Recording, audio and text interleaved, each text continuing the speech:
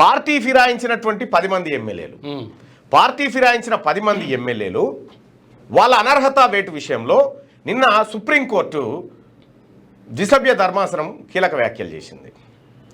అయితే వాళ్ళపైన అనర్హత వేటు వేస్తారా, ఏం చేస్తారో అనేటువంటి అంశం ఉత్కంఠ నిన్న ఉండే. నిన్న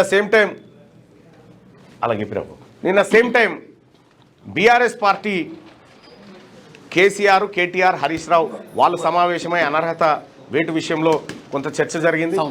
అలాగే ఇక్కడ అధికార పక్షం నుంచి, కాంగ్రెస్ పక్షం నుంచి కూడా ఎలాంటి తీర్పు వస్తుందని ఆసక్తిగా చూసింది. ఇక ప్రజలైతే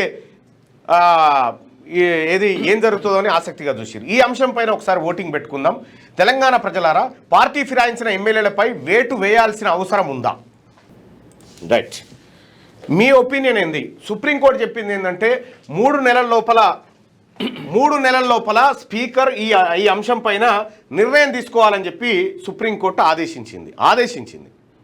సూచన కాదు, సూచన ప్రాయంగా ఆదేశించింది, గట్టి కాదు. పార్టీ ఫిరాయించిన ఎమ్మెల్యేలపై అనర్హత వేటు వేయాలా వద్దా? అనర్హత వేటు వేయాలి అనుకునే వాళ్ళు పై ఆప్షన్, అవసరం లేదనుకునే వాళ్ళు కింద ఆప్షన్ను మీ ఆప్షన్గా ఎంచుకొని ఓటింగ్లో పాల్గొనండి.